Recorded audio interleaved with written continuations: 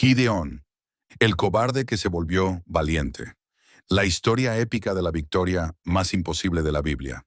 De 32,000 a 300 soldados. Una batalla que desafió todas las probabilidades. Introducción. Bienvenida al canal. Hola queridos hermanos y hermanas en Cristo. Bienvenidos una vez más al canal de The Great Jesus, donde exploramos las historias más extraordinarias, poderosas y transformadoras de la palabra de Dios. Soy su servidor, y hoy tenemos una historia que no solo los dejará sin aliento, sino que también cambiará completamente su perspectiva sobre lo que significa ser valiente, sobre lo que significa confiar en Dios, y sobre cómo Dios puede usar a los más débiles para lograr las victorias más grandes. Hermanos, prepárense para conocer la historia más épica de valentía sobrenatural que jamás hayan escuchado. Una historia de un hombre que pasó de ser un cobarde absoluto a convertirse en uno de los libertadores más valientes de toda la historia de Israel. Hoy vamos a conocer a Gideón, un hombre que escondía trigo por miedo a los enemigos, pero que terminó derrotando a un ejército de 135,000 soldados con solo 300 hombres, armados únicamente con cántaros, antorchas y trompetas. Esta no es solo una historia de guerra antigua, no hermanos. Es una revelación profunda de cómo Dios puede transformar nuestros miedos más paralizantes en una fe que puede mover montañas.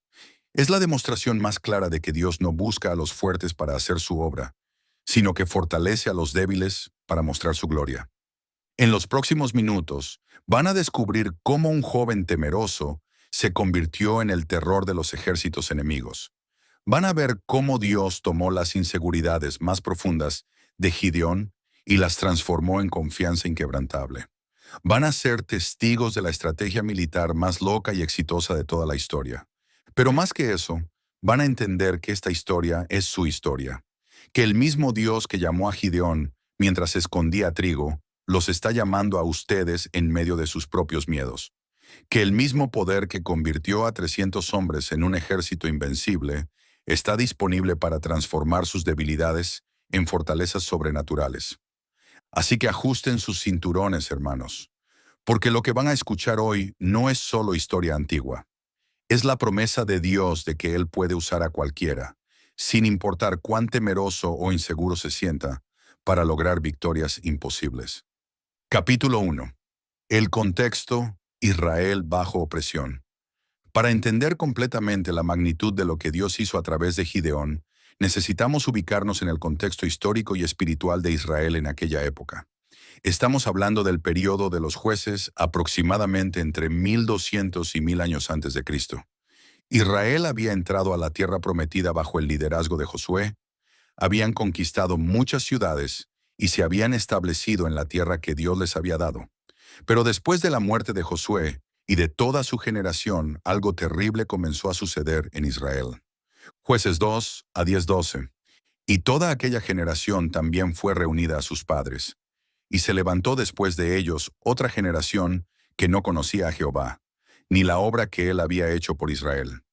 Después los hijos de Israel hicieron lo malo ante los ojos de Jehová, y sirvieron a los Baales. Dejaron a Jehová el Dios de sus padres, que los había sacado de la tierra de Egipto, y se fueron tras otros dioses, los dioses de los pueblos que estaban en sus alrededores, a los cuales adoraron, y provocaron a ira a Jehová. Hermanos, esto es profundamente trágico. Una generación completa creció sin conocer a Dios, sin conocer los milagros que había hecho por sus padres. Habían olvidado la liberación de Egipto, habían olvidado el cruce del Mar Rojo, habían olvidado la provisión en el desierto, habían olvidado las victorias en la conquista de Canaán. Y cuando olvidas quién es Dios, cuando olvidas lo que Dios ha hecho por ti, inevitablemente terminas sirviendo a otros dioses. Los israelitas comenzaron a adorar a Baal, el dios de la fertilidad de los cananeos. Comenzaron a adorar a Asera, la diosa de la sexualidad y la prosperidad. Pensaron que estos dioses les darían lo que necesitaban: cosechas abundantes, prosperidad económica, éxito en la vida. Pero lo que obtuvieron fue exactamente lo contrario. Su desobediencia a Dios los llevó directamente a la opresión y la miseria. Dios, en su justicia, pero también en su amor, permitió que fueran oprimidos por sus enemigos, no porque quisiera hacerles daño, sino porque quería que regresaran a Él. Dios usa las consecuencias de nuestras malas decisiones para llamar nuestra atención y traernos de vuelta a sus brazos. Jueces 6, 1 a 2. Los hijos de Israel hicieron lo malo ante los ojos de Jehová, y Jehová los entregó en mano de Madián por 7 años. Y la mano de Madián prevaleció contra Israel, y los hijos de Israel, por causa de los madianitas, se hicieron cuevas en los montes y cavernas, y lugares fortificados. Hermanos, imaginen la situación. Israel, el pueblo escogido de Dios, el pueblo que había sido liberado de Egipto con mano poderosa, ahora estaba viviendo como refugiados en su propia tierra. Tenían tanto miedo de los madianitas que se escondían en cuevas y cavernas, como animales asustados. Los madianitas eran nómadas del desierto, descendientes de Abraham a través de Cetura, su segunda esposa. Conocían perfectamente el arte de la guerra del desierto. Tenían camellos que les daban una ventaja militar enorme, porque podían moverse rápidamente a través del desierto y atacar por sorpresa. Pero lo más devastador no era solo que los atacaran militarmente. El problema era que destruían completamente la economía de Israel. Cada vez que los israelitas plantaban sus cultivos, cuando llegaba el tiempo de la cosecha, los madianitas venían con los amalecitas y otros pueblos del oriente, como una plaga de langostas, y destruían todo. Jueces 6, 3 a 5. Pues sucedía que cuando Israel había sembrado, subían los madianitas y amalecitas y los orientales contra ellos. Subían contra ellos y destruían los frutos de la tierra, hasta llegar a Gaza, y no dejaban qué comer en Israel, ni ovejas, ni bueyes, ni asnos, porque subían ellos y sus ganados, y venían con sus tiendas en grande multitud como langostas. Ellos y sus camellos eran innumerables. Así venían a la tierra para devastarla. Hermanos, esto era guerra económica total. No solo robaban la cosecha del año, sino que destruían todo para que Israel no pudiera recuperarse. Mataban el ganado, destruían las herramientas de trabajo, quemaban los graneros. Era opresión sistemática diseñada para mantener a Israel en pobreza absoluta. Los israelitas se habían convertido en esclavos en su propia tierra. Trabajaban todo el año, sembraban con esperanza, cuidaban sus cultivos con esfuerzo, pero al final no podían disfrutar el fruto de su trabajo porque los enemigos venían y les robaban todo. Es importante entender que esta opresión había durado 7 años completos. 7 años de vivir en cuevas. 7 años de terror constante. 7 años de pobreza extrema. 7 años de humillación nacional. Una generación completa de niños había crecido conociendo solo la opresión y el miedo. Jueces 6 a 6. De este modo fue humillado Israel en gran manera por causa de Madián, y los hijos de Israel clamaron a Jehová. Finalmente, después de 7 años de sufrimiento, Israel llegó al punto de quiebre. Fueron humillados en gran manera. Su orgullo fue completamente destruido. Su autosuficiencia fue aplastada. Su confianza en otros dioses fue demostrada como completamente inútil. Y fue entonces cuando hicieron lo que deberían haber hecho desde el principio. Clamaron a Jehová. Cuando ya no tenían a dónde más ir, cuando ya no tenían en qué más confiar, cuando ya no tenían más opciones, finalmente se volvieron al Dios verdadero. Reflexión espiritual. Hermanos, esta es la condición espiritual de muchas personas hoy. Han vivido tanto tiempo sin Dios que se han acostumbrado a vivir bajo opresión espiritual. Viven con miedo, ansiedad, depresión, adicciones, relaciones rotas, finanzas destruidas.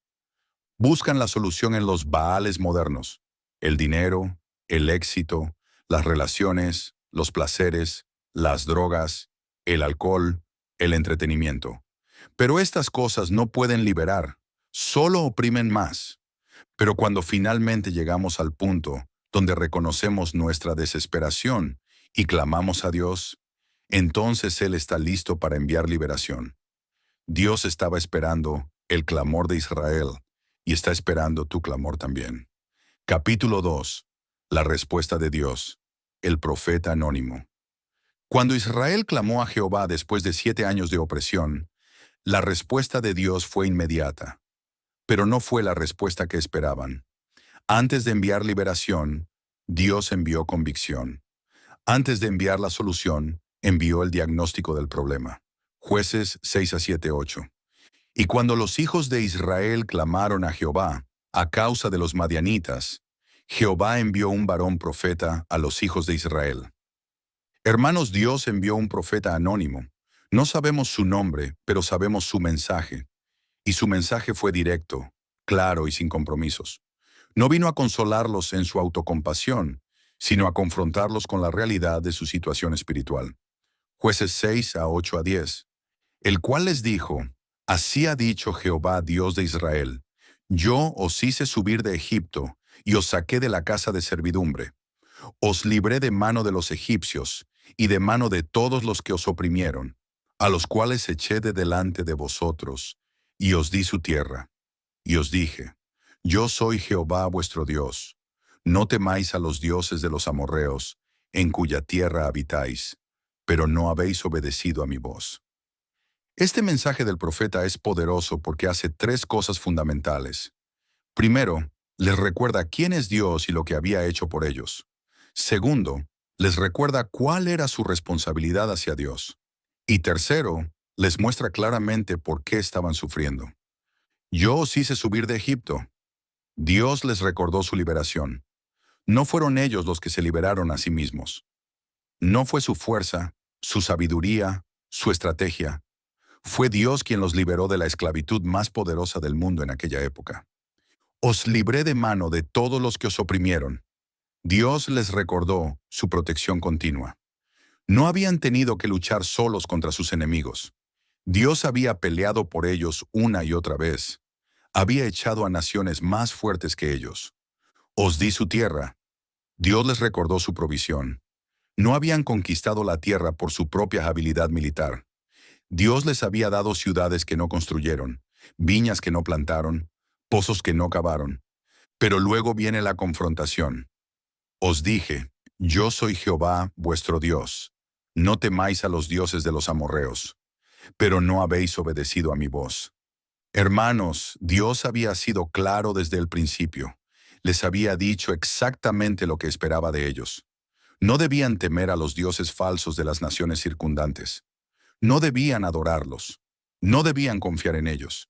Pero Israel había desobedecido directamente el mandamiento de Dios. El profeta no vino a decirles: Pobrecitos, qué terrible lo que les está pasando. No vino a culpar a los madianitas por ser malvados.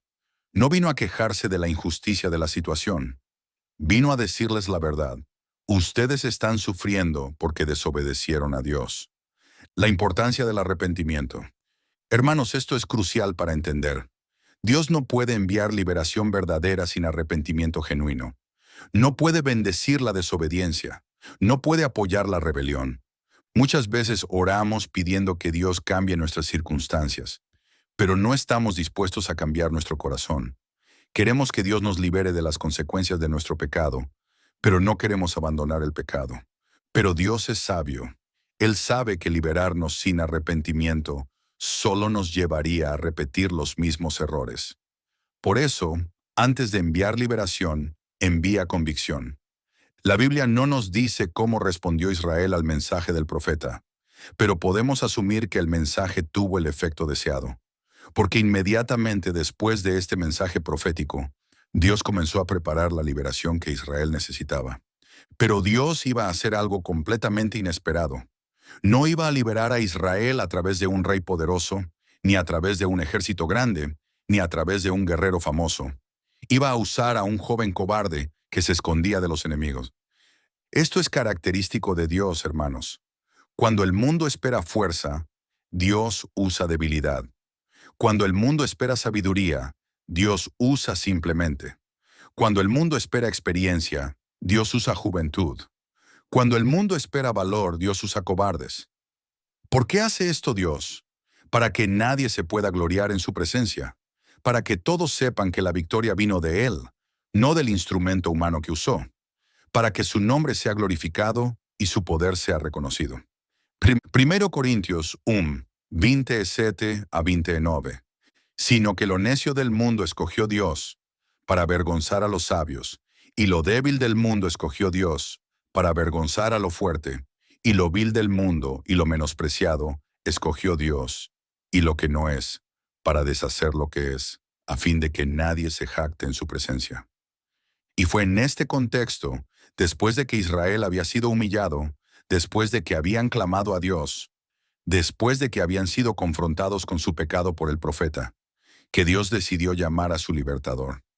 Pero este libertador no sería lo que nadie esperaría. No sería un soldado entrenado, sino un agricultor asustado. No sería un líder reconocido, sino un joven de la tribu más pequeña y de la familia más insignificante. No sería alguien lleno de confianza, sino alguien lleno de dudas y miedos. Su nombre era Gideón, y su historia está a punto de demostrar que no hay límite para lo que Dios puede hacer a través de una persona que está dispuesta a confiar en Él, sin importar cuán débil o temerosa se sienta. Capítulo 3. El llamado divino. Gideón escondiendo trigo. Y ahora llegamos al momento que cambiará todo. El momento cuando Dios decide llamar a su libertador. Pero la escena es completamente inesperada, completamente ordinaria y completamente reveladora del carácter tanto de Gideón como de Dios. Jueces 6:11. Y vino el ángel de Jehová, y se sentó debajo del alcornoque que está en Ofra, el cual era de Joás Abieserita, y su hijo Gedeón estaba sacudiendo el trigo en el lagar para esconderlo de los madianitas. Hermanos, esta escena es increíblemente significativa. Necesitamos entender cada detalle para apreciar completamente lo que está sucediendo aquí. Primero, el ángel de Jehová vino y se sentó. No apareció en una visión gloriosa con trompetas y fuego. No descendió del cielo con rayos y truenos. Simplemente vino y se sentó debajo de un árbol, como cualquier viajero que necesita descansar. El lugar era Ofra, una pequeña ciudad en el territorio de la tribu de Manasés. No era Jerusalén, no era una ciudad importante, no era un centro de poder o influencia. Era un lugar pequeño, insignificante, olvidado por la historia. El árbol pertenecía a Joás, quien era abieserita. Los abiesritas eran un clan dentro de la tribu de Manasés, pero no eran el clan principal. Eran una familia común, trabajadora, pero sin estatus especial o reconocimiento político. Pero lo más significativo de todo es lo que estaba haciendo Gideón cuando Dios lo llamó. Estaba sacudiendo trigo en el lagar para esconderlo de los madianitas. Hermanos, esto es profundamente revelador. Normalmente el trigo se sacudía en la era, que era un lugar abierto, elevado, donde el viento podía llevarse la paja. Pero Gideón estaba sacudiendo trigo en el lagar, que era un lugar cerrado, hundido en la tierra, donde normalmente se pisaban las uvas para hacer vino. ¿Por qué estaba haciendo esto? Porque tenía miedo. Los madianitas controlaban el territorio tan completamente que Gideón no se atrevía a procesar su trigo en el lugar apropiado, donde podría ser visto. Tenía que esconderse en el lagar para que los enemigos no lo vieran y le robaran su cosecha. Imaginen la escena. Un joven sudando en un espacio confinado, tratando de separar el trigo de la paja sin viento, trabajando en secreto, mirando constantemente por encima del hombro, con miedo de ser descubierto. Esta era la condición no solo de Gideón, sino de todo Israel. Pero había algo más en Gideón que Dios vio. A pesar de su miedo, estaba trabajando. A pesar del peligro, estaba siendo productivo. A pesar de la opresión, no se había rendido. Estaba encontrando maneras creativas de sobrevivir y proveer para su familia. Esto revela el carácter de Gideón. Era temeroso, sí, pero no era perezoso. Era cauteloso, pero no era inactivo.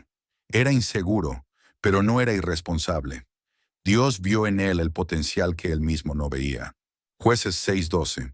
Y el ángel de Jehová se le apareció y le dijo: Jehová está contigo, varón esforzado y valiente. Hermanos, esto es absolutamente increíble. El ángel del Señor se aparece a Gideón y le dice: Jehová está contigo, varón esforzado y valiente. ¿Varón esforzado y valiente? ¿Gideón estaba escondido en un lagar por miedo a los enemigos? ¿Cómo podía el ángel llamarlo valiente cuando obviamente estaba actuando por miedo? Aquí vemos algo hermoso sobre la naturaleza de Dios. Dios no ve solo lo que somos, sino lo que podemos llegar a ser. No ve solo nuestras debilidades presentes, sino nuestro potencial futuro. No ve solo nuestros miedos actuales, sino la valentía que desarrollaremos. Cuando Dios llamó a Gideón varón esforzado y valiente, no estaba describiendo lo que Gideón era en ese momento, sino lo que se convertiría a través del poder de Dios. Estaba profetizando su futuro, no describiendo su presente. Pero también hay otra manera de entender esto. Tal vez Gideón era valiente, pero su valentía se estaba manifestando de una manera que él no reconocía. Tal vez toma valentía seguir trabajando cuando tienes miedo. Tal vez toma valentía seguir proveyendo para tu familia cuando todo parece perdido. Tal vez toma valentía no rendirse cuando la opresión parece total. Dios ve tu potencial. Hermanos, esto es muy importante para nosotros hoy. Cuando Dios nos mira, no ve solo nuestras limitaciones actuales. Ve lo que podemos llegar a ser en sus manos. Tal vez te sientes débil, inseguro, temeroso. Tal vez sientes que no tienes nada que ofrecer a Dios.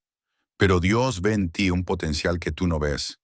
Ve un futuro que tú no puedes imaginar.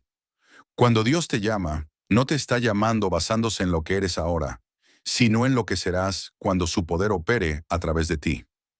La respuesta de Gideón al saludo del ángel revela mucho sobre su estado mental y espiritual en ese momento. Jueces 6:13.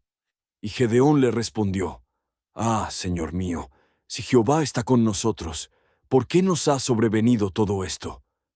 ¿Y dónde están todas sus maravillas que nuestros padres nos han contado, diciendo: ¿No nos sacó Jehová de Egipto? Y ahora Jehová nos ha desamparado y nos ha entregado en mano de los madianitas. Hermanos, la respuesta de Gideón es completamente humana, completamente comprensible y completamente equivocada, pero también revela un corazón que está luchando con cuestiones espirituales profundas. Si Jehová está con nosotros, ¿por qué nos ha sobrevenido todo esto? Esta es la pregunta que todos hemos hecho en algún momento. Si Dios me ama, ¿por qué estoy sufriendo? Si Dios es bueno, ¿por qué permite que pasen cosas malas? ¿Y dónde están todas sus maravillas? Gideón había escuchado las historias de la liberación de Egipto, del cruce del Mar Rojo, de la provisión en el desierto. Pero eso parecía historia antigua. ¿Dónde estaba el Dios poderoso ahora? Jehová nos ha desamparado y nos ha entregado en mano de los madianitas. Desde la perspectiva de Gideón, Dios había abandonado a su pueblo. No entendía que Dios había permitido la opresión como consecuencia de la desobediencia de Israel. Pero hay algo hermoso en la respuesta de Gideón. A pesar de sus dudas, a pesar de su confusión, a pesar de su aparente pérdida de fe, todavía estaba dispuesto a hablar con el ángel. Todavía tenía suficiente esperanza como para entablar una conversación. Y Dios no se ofendió por las preguntas de Gideón. No lo regañó por dudar. No lo condenó por cuestionar.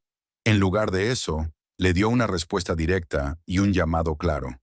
Jueces 6:14. Y mirándole Jehová le dijo: Ve con esta tu fuerza y salvarás a Israel de la mano de los madianitas. ¿No te envío yo? Y mirándole Jehová. Hay algo poderoso en esta frase. Dios miró a Gideón, no con desprecio por su miedo, no con impaciencia por sus dudas, sino con amor, con propósito, con determinación. Ve con esta tu fuerza. ¿Qué fuerza? Gideón no se sentía fuerte. Estaba escondido en un lagar, aterrorizado por los enemigos. Pero Dios vio una fuerza en él que él no veía en sí mismo. La fuerza de Gideón no era física, no era militar, no era política. Su fuerza era su integridad, su fuerza era su fidelidad, su fuerza era su disposición a trabajar a pesar del miedo. Su fuerza era su corazón que todavía podía hacer preguntas honestas a Dios. Y salvarás a Israel de la mano de los madianitas. Este no era una sugerencia, era una declaración profética. Dios no estaba diciendo, tal vez puedas salvar, estaba diciendo, salvarás. Era una promesa, no una posibilidad. ¿No te envío yo? Esta pregunta retórica contiene toda la autoridad del cielo. Cuando Dios envía, provee todo lo necesario para cumplir la misión. Cuando Dios comisiona, garantiza el éxito. Pero Gideón, como muchos de nosotros, no podía creer que Dios realmente lo estuviera llamando a él. Su respuesta revelaría las inseguridades profundas que tendría que superar para convertirse en el libertador que Dios quería que fuera. Capítulo 4. Las excusas. ¿Yo, Señor? La respuesta de Gideón al llamado de Dios es absolutamente clásica. Es la respuesta que han dado la mayoría de las personas que Dios ha llamado a lo largo de la historia. Es una mezcla de humildad genuina, inseguridad profunda, incredulidad honesta. Jueces 6 y 15. Entonces le respondió: «Ah, Señor mío, ¿con qué salvaré yo a Israel? He aquí que mi familia es pobre en Manasés, y yo el menor en la casa de mi padre». Hermanos, Gideón le está dando a Dios 3 excusas por las cuales no puede ser el libertador de Israel. Y cada una de estas excusas revela algo importante sobre su mentalidad y sobre cómo muchos de nosotros pensamos cuando Dios nos llama. Primera excusa: ¿con qué salvaré yo a Israel? Gideón estaba enfocado en lo que no tenía en lugar de en quién lo estaba llamando. Estaba mirando sus recursos limitados en lugar de mirar los recursos ilimitados de Dios. Esta es una pregunta lógica y natural. Israel necesitaba ser liberado de un ejército poderoso que había estado oprimiéndolos durante 7 años. Necesitaban un ejército, armas, estrategia militar, liderazgo político. ¿Qué tenía Gideón de todo esto? Nada. Segunda excusa: mi familia es pobre en Manasés. Gideón estaba diciendo que su clan, los abiesritas, no tenían influencia política ni poder económico dentro de la tribu de Manasés. No tenían las conexiones necesarias para liderar una revolución. En aquella cultura, la liberación nacional normalmente venía a través de las familias poderosas, las que tenían recursos para financiar una guerra, las que tenían influencia para unir a las tribus. La familia de Gideón no tenía nada de esto. Tercera excusa: yo el menor en la casa de mi padre. Gideón no solo venía de una familia sin poder, sino que era el menos importante dentro de esa familia sin poder. Era el hijo menor, el que menos experiencia tenía, el que menos autoridad tenía incluso dentro de su propia casa. Desde una perspectiva humana, las excusas de Gideón eran completamente válidas. No tenía los recursos, no tenía las conexiones, no tenía la experiencia, no tenía la autoridad. Todo lo que Gideón estaba diciendo era verdad. Pero había un problema con el razonamiento de Gideón. Estaba pensando en términos puramente humanos. Estaba evaluating la situación como si Dios no estuviera involucrado. Estaba calculando sus posibilidades como si fuera Él quien tendría que hacer todo el trabajo. Nuestras excusas modernas. Hermanos, ¿no son estas las mismas excusas que damos nosotros cuando Dios nos llama? No tengo educación suficiente, no tengo dinero, no tengo conexiones, no tengo experiencia, no tengo talento, soy demasiado joven, soy demasiado viejo. Todas estas excusas tienen algo en común. Están enfocadas en lo que nosotros no tenemos, no en lo que Dios tiene. Están basadas en nuestras limitaciones, no en su poder infinito. Cuando Dios nos llama, no nos está preguntando qué tenemos que ofrecer. Nos está diciendo lo que Él va a hacer a través de nosotros. La respuesta de Dios a las excusas de Gideón es simple, directa y completamente suficiente. Jueces 6:16. Y Jehová le dijo: ciertamente yo estaré contigo, y derrotarás a los madianitas como a un solo hombre. Ciertamente yo estaré contigo. Dios no trató de convencer a Gideón de que tenía más recursos de los que pensaba. No le dijo: subestimas tus habilidades. No le dijo: eres más capaz de lo que crees. En lugar de eso, Dios simplemente le prometió su presencia. Y esa promesa era la respuesta a todas las inseguridades de Gideón. Si Dios está contigo, no importa lo que no tengas. Si Dios está contigo, tus limitaciones se convierten en oportunidades para que su poder se manifieste. Y derrotarás a los madianitas como a un solo hombre. Esta promesa era tan radical que parecía imposible. Los madianitas venían con sus aliados en multitudes tan grandes como langostas. ¿Cómo podría Gideón derrotarlos como si fueran una sola persona? Pero esta promesa revela la perspectiva de Dios sobre la situación. Desde la perspectiva humana, los madianitas eran un ejército formidable. Desde la perspectiva de Dios, eran como un solo hombre débil. Cuando Dios pelea, no importa cuán grandes sean las probabilidades en contra. La promesa de Dios también revela que la victoria sería total y completa. No sería una victoria parcial o temporal. Sería una derrota tan completa que sería como si hubiera derrotado a una sola persona en lugar de a un ejército entero. Pero Gideón todavía no estaba convencido. Su siguiente respuesta revela que, aunque había escuchado las palabras del ángel, todavía no estaba seguro de que realmente fuera Dios quien le estaba hablando. Jueces 6, 17, 18. Y él respondió: Yo te ruego que si he hallado gracia delante de ti, me des señal de que tú has hablado conmigo. Te ruego que no te vayas de aquí hasta que vuelva a ti, y saque mi ofrenda y la ponga delante de ti. Y él dijo: Yo esperaré hasta que vuelvas. Hermanos, Gideón está siendo increíblemente audaz aquí. Le está pidiendo a Dios una señal. Le está pidiendo que espere mientras él prepara una ofrenda. Desde una perspectiva, esto podría parecer falta de fe. Pero desde otra perspectiva, revela un corazón que verdaderamente quiere obedecer a Dios. Gideón entendía la magnitud de lo que se le estaba pidiendo. Si realmente era Dios quien lo estaba llamando, entonces tendría que dejar su vida normal, arriesgar su seguridad y guiar a Israel en una guerra contra un enemigo aparentemente invencible. No era irrazonable pedir confirmación. De hecho, muestra sabiduría y reverencia hacia Dios. Gideón no quería actuar presuntuosamente. Quería estar absolutamente seguro de que era Dios quien lo estaba llamando. Y la respuesta de Dios es hermosa: Yo esperaré hasta que vuelvas. Dios no se impacientó con Gideón. No lo regañó por pedir una señal. No lo presionó para que tomara una decisión inmediata. Pacientemente accedió a esperar.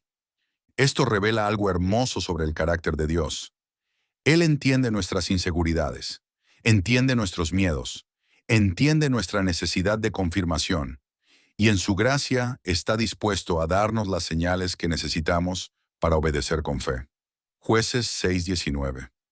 Y entrando Gedeón, preparó un cabrito y panes sin levadura de un efa de harina, y puso la carne en un canastillo y el caldo en una olla, y sacándolo se lo presentó debajo del alcornoque. La ofrenda que Gideón preparó era significativa. Un cabrito era una ofrenda considerable para una familia que la Biblia describe como pobre. Un efa de harina era una cantidad generosa. Gideón no estaba ofreciendo las sobras, sino lo mejor que tenía. Esto revela que, a pesar de sus dudas e inseguridades, Gideón tenía un corazón genuino hacia Dios. Estaba dispuesto a dar sacrificialmente, incluso antes de recibir la confirmación que había pedido. También revela que Gideón entendía la importancia de la adoración y la ofrenda. No estaba tratando de negociar con Dios o de comprarlo con regalos. Estaba expresando reverencia y gratitud por la posibilidad de que Dios realmente lo estuviera llamando.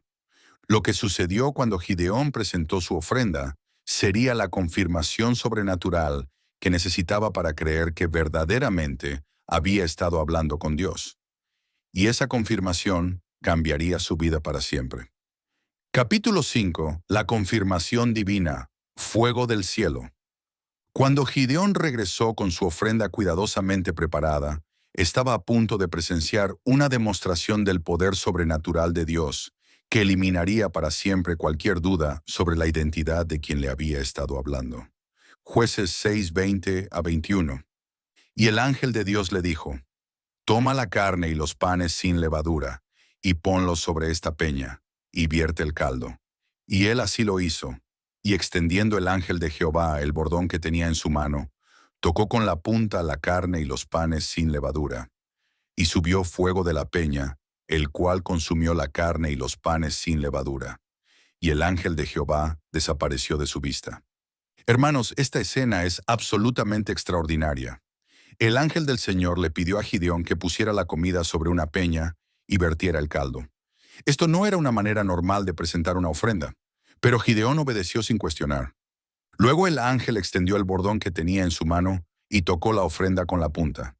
Inmediatamente subió fuego de la peña misma, fuego que consumió completamente la carne y los panes sin levadura.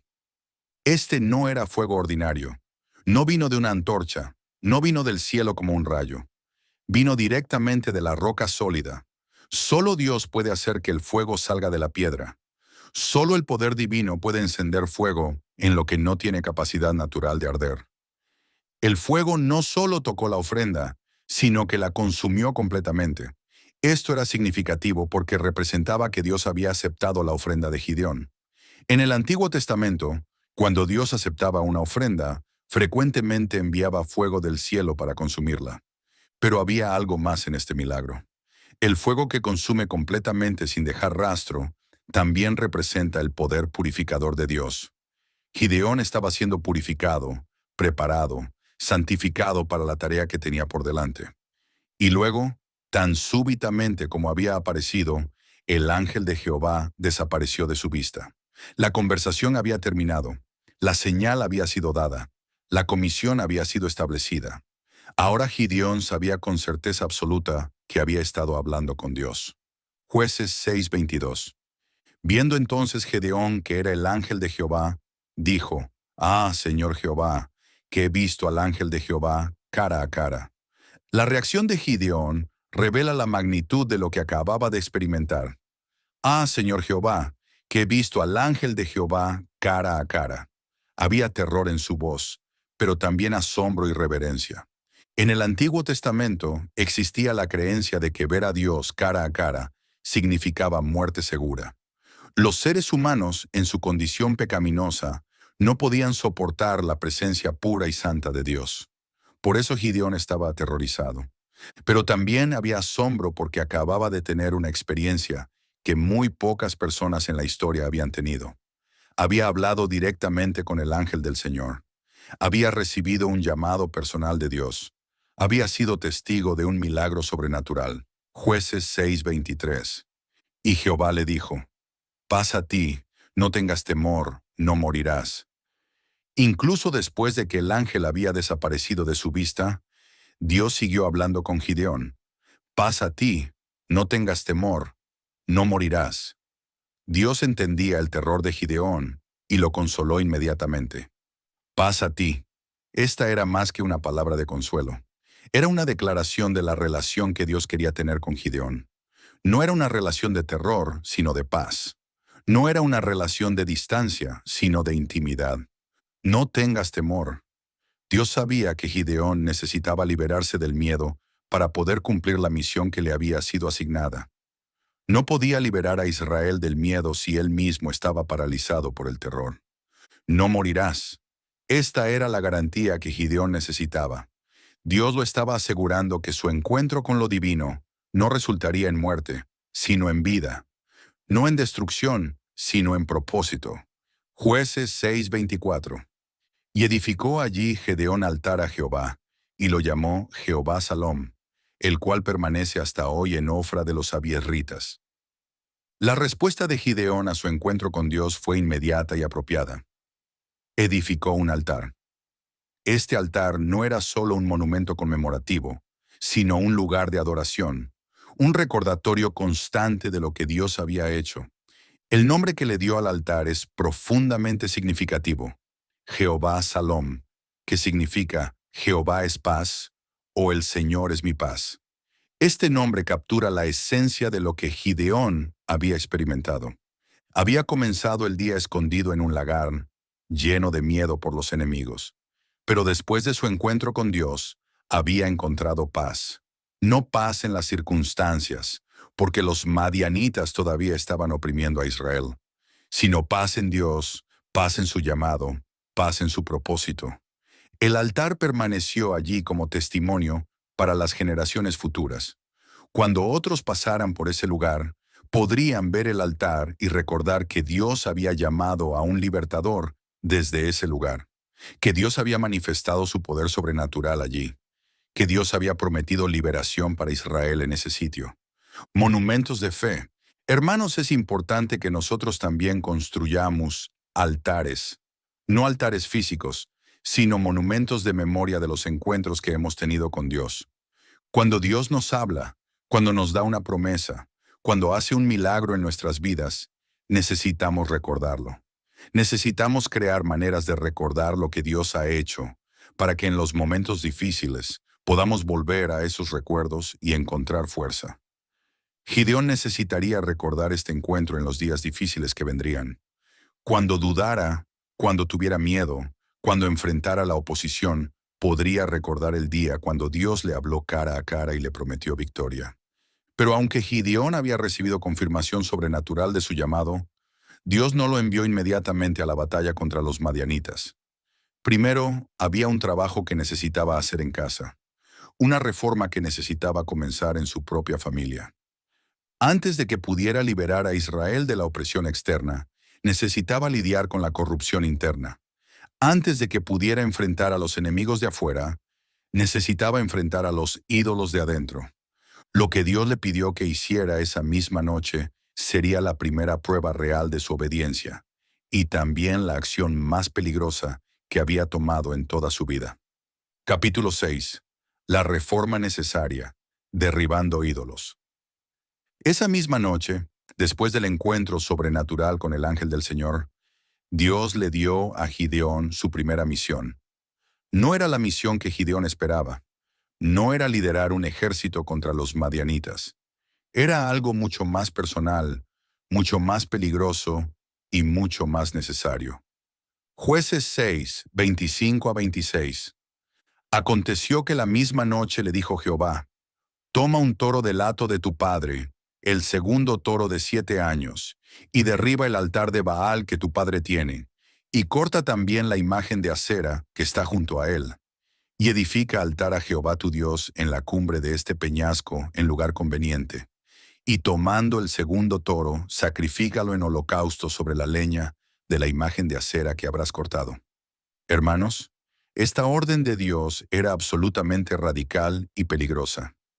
Dios le estaba pidiendo a Gideón que hiciera 3 cosas que cambiarían su vida para siempre. Primero, debía derribar el altar de Baal que su padre tenía. Esto significa que Joás, el padre de Gideón, había construido un altar para adorar al dios falso Baal. La idolatría no era solo un problema nacional en Israel, sino un problema familiar en la casa de Gideón. Segundo, debía cortar la imagen de Acera que estaba junto al altar de Baal. Acera era la diosa de la fertilidad, representada por un poste de madera tallado. La adoración a Acera involucraba prácticas sexuales perversas y era una abominación para Dios. Tercero, debía construir un altar a Jehová en el mismo lugar y usar la madera de la imagen de Acera como leña para ofrecer un sacrificio a Dios. Esta orden requería un valor increíble de parte de Gideón. No solo estaba desafiando a su padre, sino que estaba desafiando a toda la comunidad que adoraba en ese altar. Estaba declarando guerra contra la religión establecida de su pueblo. Pero había sabiduría divina en esta orden. Dios sabía que Israel no podía ser liberado de la opresión externa mientras siguiera bajo la opresión espiritual de los ídolos. No podía bendecir a un pueblo que estaba adorando a otros dioses. También había sabiduría en comenzar con la familia de Gideón. Si Gideón no podía reformar su propia casa, ¿cómo podría reformar la nación? Si no podía enfrentar la idolatría en su propia familia, ¿cómo podría enfrentar a los enemigos de Israel? Jueces 6:27. Entonces Gedeón tomó 10 hombres de sus siervos, e hizo como Jehová le dijo. Mas temiendo hacerlo de día por la familia de su padre y por los hombres de la ciudad, lo hizo de noche. La obediencia de Gideón revela tanto su fe como su humanidad. Por un lado, obedeció completamente lo que Dios le había ordenado. No dudó, no se excusó, no postergó la obediencia. Tomó 10 de sus siervos y cumplió exactamente con las instrucciones divinas. Pero por otro lado, su miedo también era evidente. Lo hizo de noche porque temía la reacción de su familia y de los hombres de la ciudad. Sabía que lo que estaba haciendo causaría una controversia enorme y posiblemente pondría su vida en peligro. Algunos críticos han señalado que Gideón actuó por miedo en lugar de fe. Pero yo creo que esto muestra sabiduría práctica combinada con obediencia valiente. Gideón estaba siendo prudente en sus métodos, pero fiel en su obediencia. Lo importante no era el momento cuando lo hizo, sino el hecho de que lo hizo. Muchas personas hubieran usado el miedo como excusa para no obedecer en absoluto. Gideón usó la sabiduría para obedecer de manera segura. También es significativo que Gideón involucró a 10 de sus siervos en esta tarea. Esto muestra que tenía liderazgo natural y que había personas dispuestas a seguirlo, incluso en una misión peligrosa. Su influencia se estaba extendiendo más allá de él mismo. Jueces 6, 28 a 30. Por la mañana, cuando los de la ciudad se levantaron, he aquí que el altar de Baal estaba derribado, y cortada la imagen de acera que estaba junto a él, y el segundo toro había sido ofrecido en holocausto sobre el altar edificado. Y se dijeron unos a otros, ¿quién ha hecho esto? Y buscando e inquiriendo, les dijeron, Gedeón, hijo de Joás, lo ha hecho. Entonces los hombres de la ciudad dijeron a Joás, saca a tu hijo para que muera, porque derribó el altar de Baal y cortó la imagen de acera que estaba junto a él. Hermanos, cuando llegó la mañana, el secreto no pudo mantenerse oculto. La destrucción del altar de Baal y la imagen de acera era demasiado evidente, demasiado radical como para pasar desapercibida. La reacción de la ciudad fue inmediata y violenta. No solo estaban enojados, sino que exigían la muerte de Gideón. En su mente, Gideón había cometido un acto de sacrilegio. Había ofendido a sus dioses. Había puesto en peligro la protección divina de la ciudad. Es irónico que estuvieran preocupados por la protección de dioses que obviamente no los habían protegido de la opresión de los madianitas durante 7 años. Su lealtad a los ídolos era ciega e ilógica. La demanda de que Joás entregara a su hijo para ser ejecutado puso al padre de Gideón en una posición extremadamente difícil. Tenía que elegir entre su hijo y su comunidad, entre la lealtad familiar y la presión social. Pero la respuesta de Joás fue completamente inesperada y reveló que el acto valiente de su hijo había tenido un impacto transformador en él. Jueces 6, 31 a 32. Y Joás respondió a todos los que estaban junto a él, ¿contenderéis vosotros por Baal? ¿Le salvaréis vosotros? Cualquiera que contienda por él, que muera esta mañana. Si es Dios, contienda por sí mismo, porque han derribado su altar. Aquel día Gedeón fue llamado Jerobbaal, esto es, contienda Baal contra él, por cuanto derribó su altar. La respuesta de Joás es absolutamente brillante. En lugar de defender su altar de Baal, defendió a su hijo con una lógica irrefutable. Si Baal es realmente un dios, que se defienda a sí mismo. Si tiene poder, que castigue a Gideón directamente. ¿Por qué necesita que ustedes peleen por él? Esta respuesta reveló que Joás había sido impactado por el valor de su hijo. El acto radical de Gideón había abierto los ojos de su padre a la impotencia de los ídolos.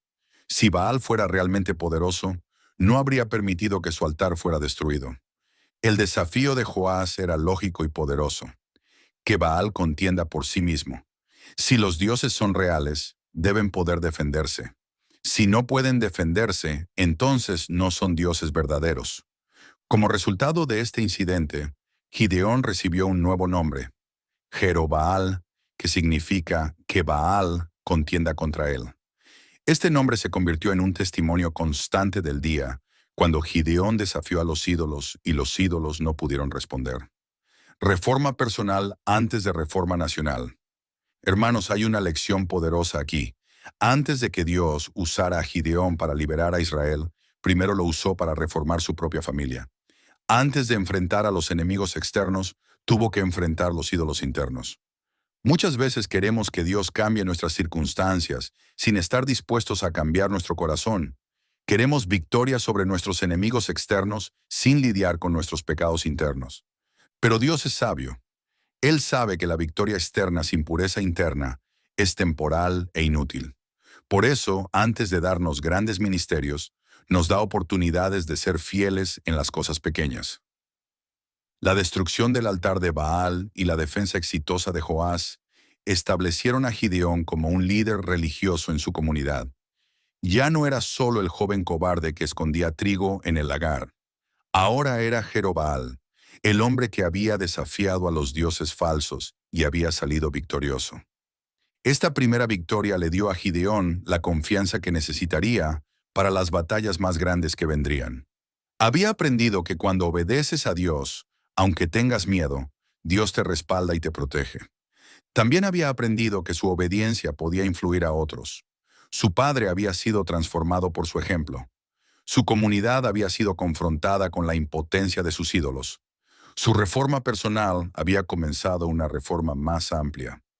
Pero aunque había ganado esta primera batalla espiritual, la guerra estaba lejos de terminar. Los madianitas todavía oprimían a Israel, y Dios estaba a punto de poner a prueba la fe de Gideón de maneras que él nunca había imaginado. Capítulo 7. La crisis nacional, el ejército invasor. Después del incidente del altar de Baal, la vida de Gideón había cambiado dramáticamente. Ya no era un hombre desconocido, escondido en un lagar. Ahora era Jerobaal, el hombre que había desafiado a los dioses falsos y había establecido su reputación como alguien dispuesto a obedecer al Dios verdadero. Pero su transformación personal estaba a punto de ser puesta a prueba de la manera más dramática posible. Los madianitas, junto con sus aliados, estaban preparando la invasión más grande y devastadora en la historia de su opresión sobre Israel. Jueces 6:33. Pero todos los madianitas y amalecitas y los orientales se juntaron a una, y pasando acamparon en el valle de Jezreel. Hermanos, esta no era una incursión ordinaria como las que los madianitas habían hecho durante los 7 años previos. Esta vez se habían juntado con todos sus aliados, los amalecitas y los orientales. Era una confederación masiva de tribus del desierto unidas con un solo propósito: destruir completamente a Israel. El valle de Jezreel era el lugar perfecto para una invasión a gran escala.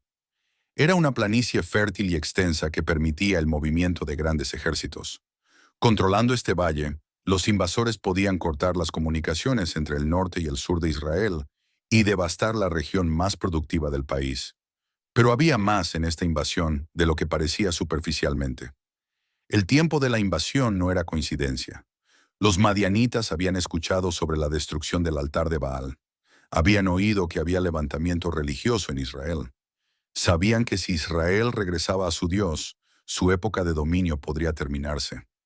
Esta invasión era tanto una respuesta militar como una respuesta espiritual. Los madianitas estaban tratando de aplastar cualquier esperanza de liberación antes de que pudiera crecer y fortalecerse. Jueces 6:5, contexto previo. Porque subían ellos y sus ganados, y venían con sus tiendas en grande multitud como langostas. Ellos y sus camellos eran innumerables. Así venían a la tierra para devastarla.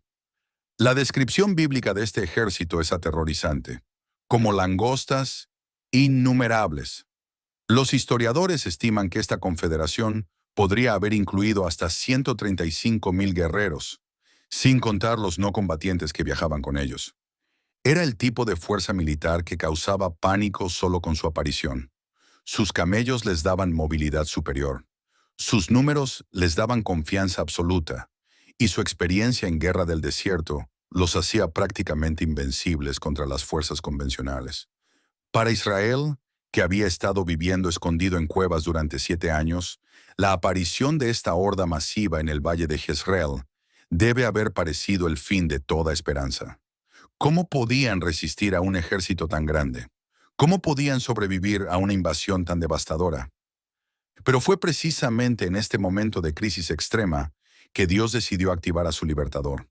Cuando la situación parecía más desesperada, cuando las probabilidades parecían más imposibles, Dios estaba listo para demostrar su poder. Jueces 6:34. Entonces el Espíritu de Jehová vino sobre Gedeón, y cuando éste tocó el cuerno, los abiesritas se juntaron con él. Hermanos, este versículo marca un momento crucial en la historia de Israel y en la vida de Gideón. El Espíritu de Jehová vino sobre Gedeón. Esta no era solo inspiración humana o valor natural. Era un empoderamiento sobrenatural directo del Espíritu de Dios. Cuando el Espíritu de Dios viene sobre una persona, todo cambia. Los miedos se transforman en valor. Las debilidades se convierten en fortalezas. Las limitaciones se vuelven oportunidades para mostrar el poder divino. Gideón, que días antes había estado escondido en un lagar por miedo a los madianitas, ahora tomó un cuerno y tocó el llamado a batalla. Este acto requería un valor tremendo, porque estaba declarando oficialmente la guerra contra el ejército más poderoso de la región. El sonido del cuerno era una señal reconocida de guerra. Era un llamado para que los hombres de guerra se reunieran, para que dejaran sus trabajos normales y se prepararan para la batalla. Era una declaración de que había llegado el momento de luchar por la libertad. La respuesta fue inmediata. Los abiesritas se juntaron con él. Su propio clan, que conocía su historia, que sabía de su transformación, que había sido testigo de su valor al destruir el altar de Baal, respondió a su llamado. Jueces 6:35. Y envió mensajeros por todo Manasés, y ellos también se juntaron con él. Asimismo envió mensajeros a Aser, a Zabulón y a Neftalí, y salieron a encontrarlos. Pero Gideón no se limitó a su propio clan. Envió mensajeros por toda su tribu de Manasés, y después extendió el llamado a las tribus vecinas, Aser, Zabulón y Neftalí. Era un llamado nacional para resistir la invasión. La respuesta fue extraordinaria. Las tribus que habían estado viviendo en terror durante 7 años ahora respondían al llamado de un hombre que había demostrado que Dios estaba con él. El liderazgo espiritual de Gideón estaba inspirando esperanza en corazones que habían perdido toda esperanza. Es importante notar que Gideón no envió mensajeros a todas las tribus de Israel. Se enfocó en las tribus del norte, las que estaban más directamente amenazadas por la invasión en el valle de Jezreel. Era estrategia militar práctica combinada con sabiduría divina. Pero aunque las tribus estaban respondiendo a su llamado, aunque un ejército se estaba formando alrededor de él, Gideón todavía tenía dudas profundas. El peso de la responsabilidad era enorme, y la magnitud de la tarea parecía imposible. Era una cosa destruir un altar de ídolo en la oscuridad de la noche. Era otra cosa completamente diferente liderar un ejército contra la fuerza militar más poderosa que Israel había enfrentado jamás. El poder del Espíritu Santo. Hermanos, el empoderamiento del Espíritu Santo en la vida de Gideón es un ejemplo poderoso de cómo Dios capacita a sus siervos para cumplir tareas que están más allá de sus habilidades naturales. Como creyentes del Nuevo Testamento, tenemos acceso al mismo Espíritu Santo que empoderó a Gideón. Jesús prometió que recibiríamos poder cuando el Espíritu Santo viniera sobre nosotros. Cuando Dios nos llama a tareas que parecen imposibles, no nos está pidiendo que las cumplamos en nuestras propias fuerzas. Nos está ofreciendo su Espíritu para empoderarnos sobrenaturalmente.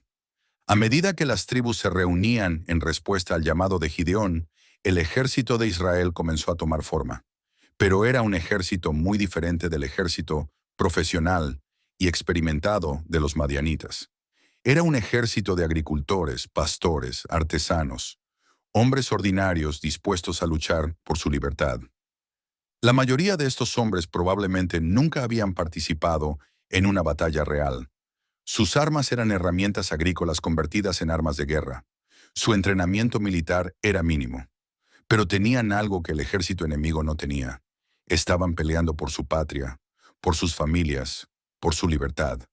Sin embargo, la diferencia en números y experiencia militar era tan grande que incluso con el Espíritu de Dios sobre él, Gideón sentía la necesidad de más confirmación. Necesitaba estar absolutamente seguro de que Dios realmente pelearía por Israel. Lo que Gideón le pidió a Dios a continuación revelaría tanto su humanidad como la paciencia infinita de Dios con nuestras debilidades y dudas. Capítulo 8. Confirmación divina. El milagro del vellón. Con un ejército formándose a su alrededor y una invasión masiva amenazando a Israel, Gideón se encontraba en la posición de liderazgo más desafiante de su vida. Aunque había experimentado el empoderamiento del Espíritu Santo, aunque había visto respuesta milagrosa a su llamado a las armas, las dudas humanas seguían presentes en su corazón. La magnitud de lo que estaba enfrentando era verdaderamente abrumadora. Un ejército como langostas, innumerable en sus camellos, había invadido la región más fértil de Israel. Las probabilidades matemáticas de victoria parecían imposibles. La responsabilidad de las vidas de miles de israelitas pesaba sobre sus hombros. Jueces 6:36-37. Y Gedeón dijo a Dios: Si has de salvar a Israel por mi mano, como has dicho, He aquí que yo pondré un vellón de lana en la era, y si el rocío estuviere en el vellón solamente, quedando seca toda la otra tierra, entonces entenderé que salvarás a Israel por mi mano, como lo has dicho. Hermanos, la petición de Gideón revela tanto su fe como su humanidad. Por un lado está pidiendo una señal a Dios, lo cual podría interpretarse como falta de fe. Pero por otro lado, está basando su petición en lo que Dios ya había prometido. Como has dicho, Gideón no estaba dudando de la capacidad de Dios para salvar. Estaba pidiendo confirmación de que realmente era la voluntad de Dios que él fuera el instrumento de esa salvación. Era una petición de confirmación, no de duda. La señal que pidió era específica y clara: que el rocío de la mañana cayera solo sobre un vellón de lana que pondría en la era, mientras que toda la tierra alrededor permaneciera seca. Esta sería una violación clara de las leyes naturales y una demostración inequívoca del poder sobrenatural de Dios. La elección del vellón como instrumento para la señal era apropiada. El vellón de lana tiene la capacidad natural de absorber y retener humedad, por lo que normalmente se mojaría con el rocío. Pero que se mojara mientras todo alrededor permaneciera seco sería claramente milagroso. Jueces 6:38. Y aconteció así, pues cuando se levantó de mañana, exprimió el vellón y sacó de él el rocío, un tazón lleno de agua. Dios respondió exactamente como Gideón había pedido. Cuando se levantó por la mañana, el vellón estaba tan empapado que pudo exprimir de él un tazón lleno de agua, mientras que toda la tierra alrededor estaba completamente seca. La cantidad de agua que salió del vellón era extraordinaria. Un tazón lleno de agua es una cantidad considerable, especialmente considerando que venía de un solo vellón. Esto no era solo un poco de humedad, sino una demostración abundante del poder de Dios. Esta señal debería haber sido suficiente para eliminar todas las dudas de Gideón. Dios había demostrado su poder de manera inequívoca. Había confirmado su promesa de salvación. Había mostrado que realmente estaría con Gideón en la batalla. Pero la naturaleza humana es compleja, y a veces una señal nos lleva a pedir otra señal. La mente de Gideón comenzó a racionalizar lo que había visto. Tal vez era natural que el vellón absorbiera más humedad que la tierra dura. Tal vez necesitaba una confirmación adicional. Jueces 6:39. Mas Gedeón dijo a Dios: no se encienda tu ira contra mí, si aún hablaré esta vez. Solamente probaré ahora otra vez con el vellón. Te ruego que solamente el vellón quede seco y el rocío esté en toda la tierra. La segunda petición de Gideón revela tanto su inseguridad continua como su reverencia hacia Dios. No se encienda tu ira contra mí. Gideón sabía que estaba siendo atrevido al pedir una segunda señal. Entendía que podría estar probando la paciencia de Dios. Pero también revela sabiduría espiritual. Gideón sabía que la segunda señal que estaba pidiendo sería más difícil de racionalizar. Si el vellón permanecía seco mientras toda la tierra alrededor se mojaba con rocío, eso sería contrario a las propiedades naturales de la lana. Normalmente, la lana absorbe humedad del aire circundante. Para que permaneciera seca mientras todo alrededor se mojaba, Dios tendría que intervenir activamente para prevenir que el vellón absorbiera la humedad natural. Esta segunda petición era, en muchas maneras, más desafiante que la primera.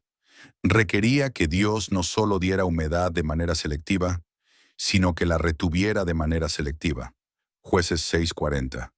Y Dios lo hizo así aquella noche. Solo el vellón quedó seco, y en toda la tierra hubo rocío. La paciencia y gracia de Dios son absolutamente extraordinarias. A pesar de que Gideón había pedido una segunda señal, a pesar de que podría haber parecido falta de fe, Dios respondió exactamente como Gideón había pedido. El vellón permaneció completamente seco mientras toda la tierra alrededor estaba cubierta de rocío. Esta era una demostración aún más clara del poder sobrenatural de Dios, porque iba contra las propiedades naturales de absorción de la lana. Con estas dos señales milagrosas, Dios había eliminado toda posible duda sobre su voluntad y su poder. Había confirmado que salvaría a Israel, que lo haría a través de Gideón y que estaría con él en la batalla. La paciencia de Dios con nuestras dudas.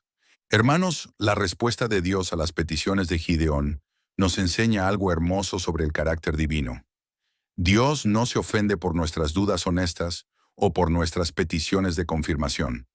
Cuando tenemos miedo, cuando la tarea parece imposible, cuando las dudas atacan nuestra fe, Dios entiende nuestras debilidades. Él no nos condena por ser humanos, sino que pacientemente nos da la confirmación que necesitamos. Pero también debemos notar que las peticiones de Gideón estaban basadas en lo que Dios ya había prometido.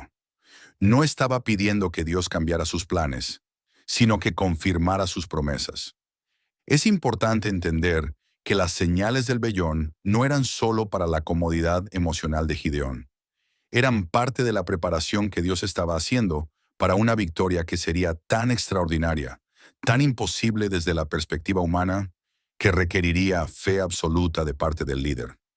Dios sabía que estaba a punto de pedirle a Gideón que hiciera algo que parecería completamente loco: reducir su ejército de 32,000 hombres a solo 300. Para obedecer una orden tan radical, Gideón necesitaba certeza absoluta de que Dios estaba con él. Las señales del vellón le dieron a Gideón esa certeza. Ahora sabía, sin sombra de duda, que Dios cumpliría sus promesas, que pelearía por Israel, que la victoria estaba garantizada, sin importar cuán imposibles parecieran las circunstancias. Con esta confirmación divina grabada en su memoria, con estas demostraciones tangibles del poder de Dios como anclas para su fe, Gideón estaba listo para la fase más extraordinaria de su llamado como libertador de Israel. Lo que Dios le pidió que hiciera a continuación desafiaría toda lógica militar, pero demostraría de manera inequívoca que la victoria pertenece al Señor, no a los ejércitos humanos. Capítulo 9. La estrategia divina. De 32,000 a 300. Con las señales del vellón grabadas en su memoria y la confirmación divina asegurada en su corazón, Gideón ahora tenía la fe necesaria para enfrentar el desafío militar más grande de su vida. Había reunido un ejército considerable. 32,000 hombres de las tribus del norte de Israel habían respondido a su llamado. Desde una perspectiva humana, 32,000 soldados era un ejército respetable, aunque todavía estaba muy superado en número por el ejército invasor de madianitas, amalecitas y orientales, que se estimaba en 135,000 guerreros. Pero al menos tenían una fuerza de combate significativa. Sin embargo, Dios tenía planes completamente diferentes. Lo que estaba a punto de pedirle a Gideón desafiaría toda lógica militar, toda estrategia convencional, toda sabiduría humana, pero revelaría la sabiduría divina de una manera que Israel nunca olvidaría. Jueces 7, 1-2. Levantándose pues de mañana Jerobbaal, el cual es Gedeón, y todo el pueblo que estaba con él, acamparon junto a la fuente de Arod, y tenía el campamento de los madianitas al norte, más allá del collado de More, en el valle. Y Jehová dijo a Gedeón: el pueblo que está contigo es mucho para que yo entregue a los madianitas en su mano. No sea que se alabe Israel contra mí, diciendo: mi mano me ha salvado. Hermanos, estas palabras de Dios son absolutamente revolucionarias. El pueblo que está contigo es mucho. ¿Demasiado? 32,000 soldados contra 135,000. ¿Era demasiado? Pero Dios explica su razonamiento. No sea que se alabe Israel contra mí, diciendo: mi mano me ha salvado. Dios sabía el corazón humano. Sabía que si Israel ganaba la batalla con 32,000 soldados, algunos dirían que fue su propio valor y habilidad militar lo que los libró. Dios quería que la victoria fuera tan imposible desde la perspectiva humana que nadie pudiera dudar de que había sido un milagro divino. Quería que toda la gloria fuera para Él, no para el ejército de Israel.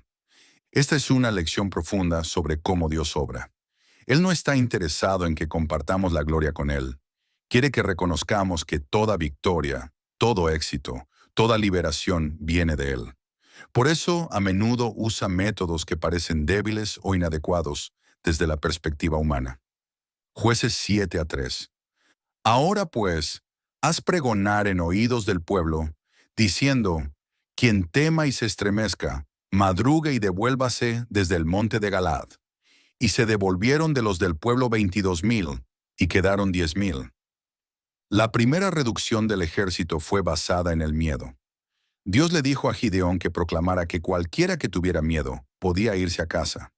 Esta no era una estrategia militar normal, pero tenía sabiduría divina profunda. Primero, Dios estaba siguiendo su propia ley.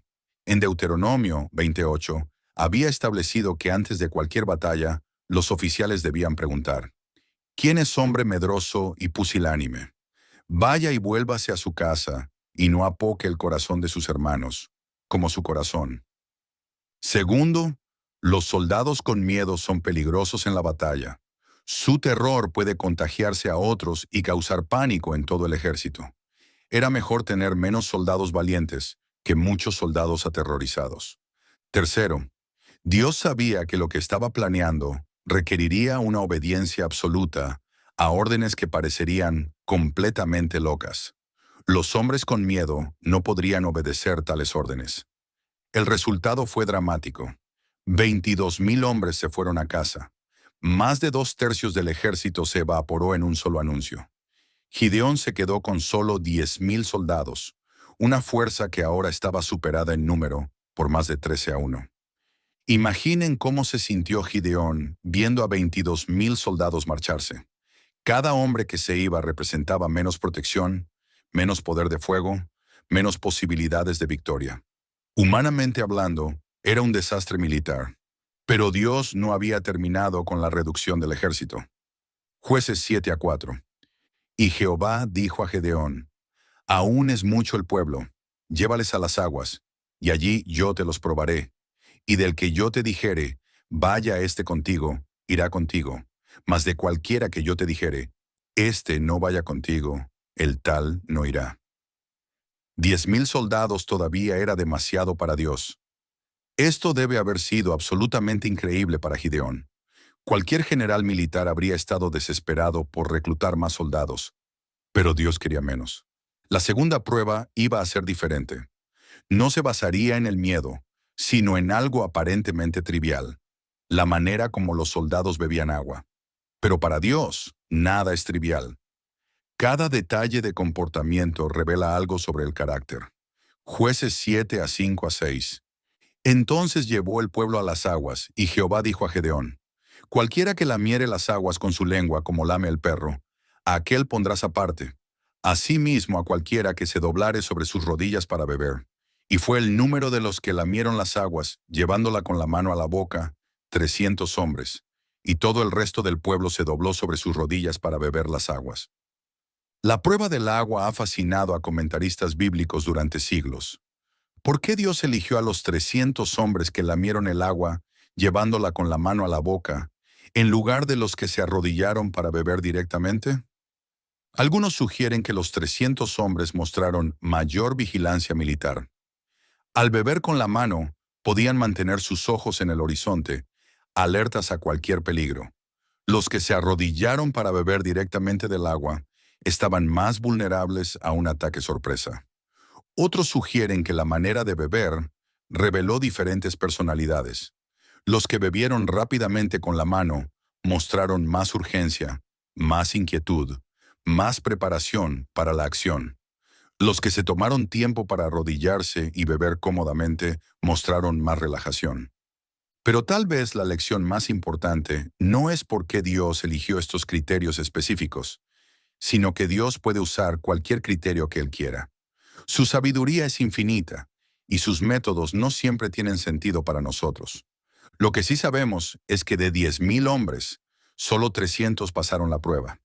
El ejército de Gideón había sido reducido de 32,000 a 300, una reducción del 99%. Ahora estaban superados en número por 450-1. Jueces 7-7. Entonces Jehová dijo a Gedeón: con estos 300 hombres que lamieron el agua os salvaré, y entregaré a los madianitas en tus manos, y váyase toda la demás gente, cada uno a su lugar. La promesa de Dios es absolutamente extraordinaria. Con estos 300 hombres os salvaré y entregaré a los madianitas en tus manos. No 300,000, solo 300. Desde cualquier perspectiva militar, esto era suicidio. 300 hombres contra 135,000 no era una batalla, era una masacre esperando suceder. Cualquier manual de guerra diría que era imposible. Pero Dios estaba estableciendo las condiciones para un milagro tan grande que nadie podría jamás dudar de su origen divino. Cuando 300 hombres derrotaran a 135,000, toda la gloria tendría que ir a Dios. Dios usa lo débil para confundir lo fuerte. Hermanos, la reducción del ejército de Gideón es un ejemplo perfecto del principio que Pablo describe en 1 Corintios 1:27. Lo débil del mundo escogió Dios para avergonzar a lo fuerte. Cuando enfrentamos desafíos imposibles, cuando nuestros recursos parecen inadecuados, cuando las probabilidades están en nuestra contra, recordemos que esas son exactamente las condiciones que Dios prefiere para mostrar su poder. No necesitamos tener todo bajo control. No necesitamos tener recursos abundantes. Solo necesitamos estar disponibles para que Dios use nuestras debilidades como plataformas para su gloria. Imaginen la escena. 9,700 soldados adicionales se marcharon a casa, dejando a Gideón con solo 300 hombres. El campamento que había estado bullendo con 32,000 guerreros ahora estaba casi vacío. Los 300 hombres que quedaron deben haber sentido una mezcla de honor por haber sido elegidos y terror por lo que enfrentaban. Habían sido seleccionados para una misión que parecía